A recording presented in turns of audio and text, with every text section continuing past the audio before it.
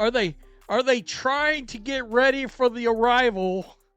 Oh, and her fans. Oh, there she is. Coming to Unrivaled. There she is. By the way, Angel Reese had a game last season that had 80,000 people watch. 80,000 whole people. 80,000 viewers. That's what Angel Reese pulled for a single game last season. Now watch Unrivaled crumble to fill a roster spot. And suddenly they're posting cryptic coming soon graphics with her silhouette. The timing isn't subtle. When your new 3-on-3 league is hemorrhaging viewers in year 2, you call in reinforcements, even if those reinforcements skipped your championship celebration last year. Buzz building about an Angel Reese return after the Rose BC trade. On February 9th, the first ever in-season trade for the Unrivaled 3x3 women's basketball team was announced. The Breeze BC received point guard Courtney Williams from the Vinyl. Man, these names are still awful. I mean, absolutely terrible. Here's the situation. On February 9th, 2025, Unrivaled announced their first ever in-season trade. Rose BC sent forward Azora Stevens to Hive BC. That left them one player short. Within hours, Rose BC posted that teaser asking fans to guess the next Rose. The response was immediate. 64,000 views in 24 hours. Comments flooded in begging for Angel Reese. But let's be clear about what's actually happening here. This isn't Rose BC making a basketball decision. This is Unrivaled's broadcast partner TNT looking at viewership numbers and panicking. This obviously means the Rose BC is left without a player, and more specifically, left without a forward. Oh my goodness. Oh my goodness. The Rose BC is an anomaly among Unrivaled other teams this season. Last year, the Rose BC won the league championship, of which Angel Reese was not present. Just pointing that out. In fact, she didn't even show up for the celebration. I think she FaceTimed in, if I remember correctly. Rose BC won the inaugural Unrivaled Championship in 20. The roster featured Chelsea Gray, Kalia Copper, Brittany Sykes, Azora Stevens, Lexi Hull, and Angel Reese. Notice something about that celebration. Reese wasn't there. She FaceTimed in. The team won their championship without her on the court, and she couldn't be bothered to show up for the trophy presentation. Now fast forward to 20. The roster comes out for Season 2. Gray, Copper, Stevens, and Hull are back. Sykes went to the Laces, and Reese, nowhere to be found. She opted out completely. Didn't sign up for Year 2. Until now, apparently.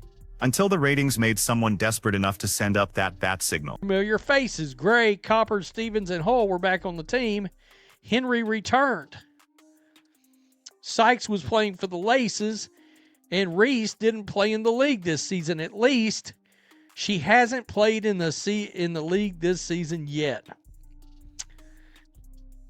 The Rose BC is now short a player in the wake of Monday's Unrivaled trade. Therefore, the Rose BC made a post writing, quote, "Can you guess who the next Rose will?" Look at those fan comments. Please bring in Angel. If it ain't Angel, all the fuss is for nothing. We're having AR withdrawals. These are real comments from real people who genuinely believe Angel Reese moves the needle. And maybe she does. 80,000 viewers for one game is 80,000 viewers. But here's what nobody's asking. If she brings viewers, why did she skip the entire second season in the first place?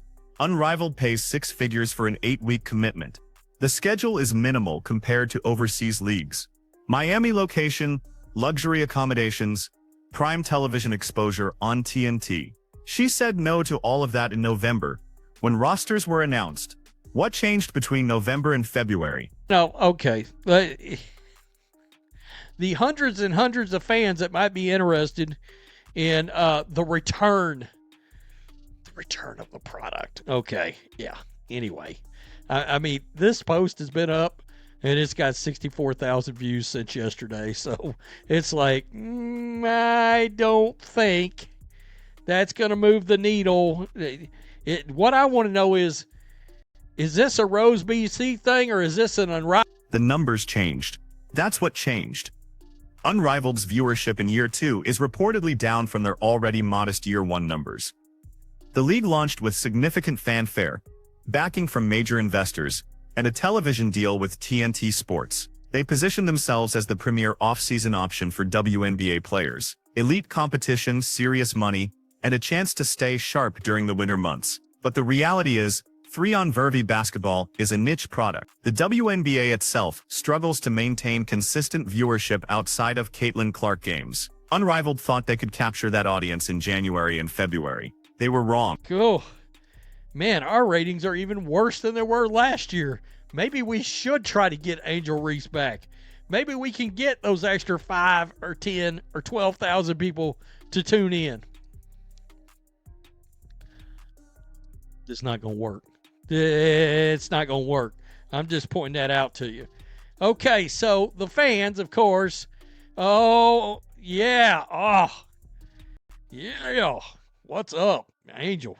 So now they're course-correcting mid-season. Trading away Azora Stevens creates a convenient roster spot. Stevens is a solid player, but she doesn't have a social media following. She doesn't generate headlines. Rose BC sending her to Hive BC wasn't about basketball fit. It was about clearing space for someone who might actually get people to tune in.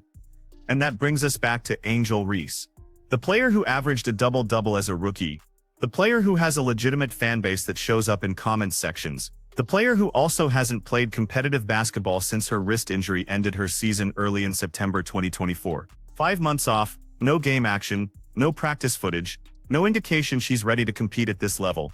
What? All right. Please bring in Angel, please. Bruh, if it ain't Angel, all the fuss is for nothing. Angel Reese. I hope it's Angel Reese. Oh, this going to be hilarious. If it is not Angel, this going to be hilarious. I don't want my emotions played with. I pray who I hope it is, but I was wrong when that person wasn't revealed at the beginning of the season. Think about what Rose BC is actually getting here. If this happens, they're adding a player who skipped their championship run last year. A player who didn't commit to year 2 when the entire roster was being built. A player coming off a wrist injury with no recent game footage. And they're doing it in February, halfway through an 8-week season, disrupting whatever chemistry they've built with their current 5 players. That's not a basketball decision. That's a marketing decision. And it might not even be Rose BC's decision. When your league is struggling to justify its television deal, the network starts making suggestions. TNT didn't pay for broadcast rights to watch 12,000 people stream games. They need numbers that justify the investment. How little interest there is in Angel Reese videos anymore. Just pointing that out. I mean, if people don't watch, I'm not going to make them, but hey, we're taking a shot. Much like your unrivaled comeback, we're taking a shot. That's funny. The only correct answer is AR5. We're all on the same page. Follow through, Angel. Oh, Angel Reese, please do this. Solid. We're having AR withdrawal. Here's the part that makes this truly desperate. Unrivaled's entire pitch was that rosters don't turn over season to season. You build continuity. Players develop chemistry. Teams create identity. That was supposed to be the advantage over overseas leagues, where rosters change annually. Rose BC proved that model works. They won with continuity and chemistry. Now they're blowing that up mid-season for a player who might bring an extra 10,000 viewers per game. Maybe 15,000 if her fans really show up. That's the calculation. Sacrifice your competitive integrity and your founding principle for a modest ratings bump that might not even materialize. All this. Man, all right. Yeah. Oh, yeah. That's right. Yeah. Please be my goat. You need better goats. That's all. I'm just pointing it out to you. Wow. So Unrivaled may have gotten so desperate that they told the Rose BC, hey, you got to get rid of some folks. You got to get rid of some folks. And let's talk about those fans for a second. The ones flooding the comments with AR5 and my GOAT, and we need Angel back. Where were they during the championship? Where were they when Rose BC was actually winning games without her? The team went on a run, played elite basketball, and captured the title. Her absence didn't hurt them on the court. But apparently her absence hurt them at the box office. Or at least in the streaming numbers. Because now, 6 weeks into year 2, suddenly she's the missing piece, not for winning games. For generating interest. That's the honest calculation happening here. Look who we got coming in. Is this going to happen? I give it a 50-50 shot. I mean, who the hell knows? I mean, who knows? Women's basketball is a train wreck right now. It's a train wreck. And now there's rumors floating around out there. The NBA players are really thinking about striking this weekend. Not the sharpest tools in the shed, I would say. Tell me what you think. Peace. I'm out. Till next time. Thanks for watching the show. There's another angle to this that nobody's discussing. What does this do to the players currently on Rose BC? Chelsea Gray is a champion point guard with multiple WNBA titles. Kalia Copper is a finals MVP. These are established stars who committed to year 2, showed up, and have been competing at a high level. Now their organization is potentially bringing in someone who couldn't be bothered to commit when did. What message does that send? It says winning doesn't matter as much as buzz. It says showing up and honoring your commitment doesn't matter as much as your Instagram following. That's a terrible precedent for a league trying to establish credibility. Here's what makes this entire situation fascinating from a business perspective. Unrivaled is backed by serious money. Brianna Stewart and Nafisa Collier founded it with significant investment capital. They secured a television deal before playing a single game. They recruited top WNBA talent with 6-figure salaries for 8 weeks of work. Everything about the operation screams professional and sustainable. Except the viewership numbers apparently don't support that investment. When you're making mid-season roster moves specifically to chase ratings, that suggests the current product isn't delivering what was promised to broadcast partners. TNT didn't sign up to air games for 12,000 viewers. They expected the WNBA's off-season audience to follow these players to a new format. That audience didn't materialize, or at least not in sufficient numbers. So now you're in crisis mode, 6 weeks into year 2, trading away players to create roster spots for names that might move the needle, posting cryptic social media teasers, hoping to generate buzz, praying that Angel Reese's fanbase shows up in numbers large enough to justify this entire pivot. But here's the problem with that strategy. Angel Reese's fanbase is loud online. They dominate comment sections. They create viral moments on social media. But do they actually watch basketball games? Because the evidence suggests they don't. Her Chicago Sky games last season averaged modest viewership outside of matchups against Caitlin Clark. Her podcast gets decent numbers. But podcast listeners and basketball viewers are different audiences. Unrivaled is betting that social media engagement translates to actual viewership. That's a gamble. A desperate gamble by a league that can't afford to miss on year 2. If Reese comes back and the ratings don't improve significantly, what's the next move? Do you bring in more names mid-season? Do you completely abandon the continuity model and turn Unrivaled into a revolving door of whoever's trending that week? And what about the injury situation? Reese suffered a wrist injury in September 2024 that required surgery and ended her rookie season early. 5 months is reasonable recovery time for that type of injury. But she hasn't played competitive basketball. No game footage, no practice highlights. Nothing indicating she's ready for the physical demands of 3-on-3 basketball at this level. 3-on-3 is more physical than 5-on-5 in many ways. More contact, more one-on-one situations. More pressure on each individual player. If she comes back and struggles, or worse if she re-aggravates the injury, that doesn't help anyone. It doesn't help Unrivaled's ratings.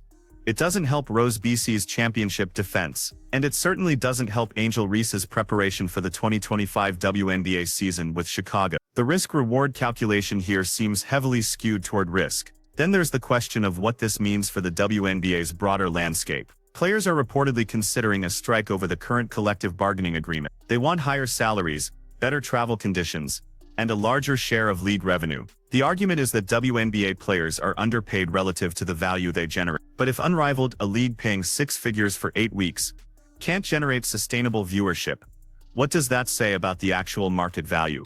This isn't about what players deserve in some abstract sense. It's about what the market will actually support. Unrivaled is the test case. Elite players, professional production, television exposure, and significant investment capital. If that combination can't produce viewership numbers that justify the expense, it suggests the audience for women's basketball might be smaller than advocates claim. That's an uncomfortable reality, but it's the reality Unrivaled is confronting right now. And their response is to chase social media buzz instead of building sustainable basketball product. That might work short term. Angel Reese might bring a temporary rating spike. Her fans might show up for a few games out of curiosity. But what happens when the novelty wears off? What happens when those fans realize 3-on-3 basketball in February isn't actually that compelling as entertainment? You're back where you started, except now you've compromised your competitive integrity and your founding principles. You've told your committed players that loyalty doesn't matter as much as buzz. You've told your broadcast partner that you're willing to make desperate moves to chase ratings. And you've told the basketball world that Unrivaled isn't confident enough in its product to let it succeed or fail on its own merits. That's the real story here. Not whether Angel Reese returns to Rose BC. Not whether her fans show up in the comments. The story is that a well-funded professional basketball league, with television exposure and elite talent, is so desperate for viewers that it's willing to abandon its core principles halfway through year 2. That desperation reveals everything about the actual state of women's basketball viewership, outside of Caitlin Clark. Because let's be honest about what drives WNBA ratings. Caitlin Clark games average over 1 million viewers. Games without her struggle to break 100,000. That's not an opinion. That's documented reality from the 2024 season. The league has one transcendent star who brings casual fans. Everyone else, no matter how talented, no matter how accomplished, draws primarily the existing basketball. Angel Reese is popular within that existing audience. Her fans are engaged and vocal, but they're already watching women's basketball. They're not the new viewers Unrivaled needs to justify its investment. The league needs to reach beyond the core audience, and there's zero evidence that Angel Reese does that. Her Sky Games weren't ratings juggernauts. Her podcast is popular but niche. Her social media presence is strong but doesn't translate to television viewership. So Unrivaled is making a desperation move that probably won't work, will definitely disrupt their championship team's chemistry, and sets a terrible precedent for how the league operates going forward. All for a player who skipped their championship celebration last year and didn't commit to year 2 until the ratings panic set in. If I'm Chelsea Gray or Kalia Copper, I'm watching this situation and wondering what I signed up for. I committed to building something sustainable. I showed up when the league needed me. I competed at a high level and won a championship. And now my organization is chasing social media buzz instead of rewarding that commitment. That's not how you build a professional league. That's how you create resentment and instability. But when your viewership numbers are in the toilet and your broadcast partner is asking questions, you make moves that might not make basketball sense but make desperate business sense. So will Angel Reese return to Unrivaled? Probably. The tease is too obvious, the timing too convenient, and the desperation too evident. Will it work? Will her fans show up in numbers large enough to justify this entire circus? That's the real question. And based on everything we've seen from women's basketball viewership outside of Caitlin Clark, the answer is probably no. But Unrivaled doesn't have better options. They can't bring in Clark. They can't manufacture star power that doesn't exist. So they're going with the player who has the loudest online fan base, and hoping that translates to actual viewers. It's a gamble born of desperation, executed mid-season, and likely to fail. But when you're drowning, you grab whatever floats by, even if it's not actually going to save you.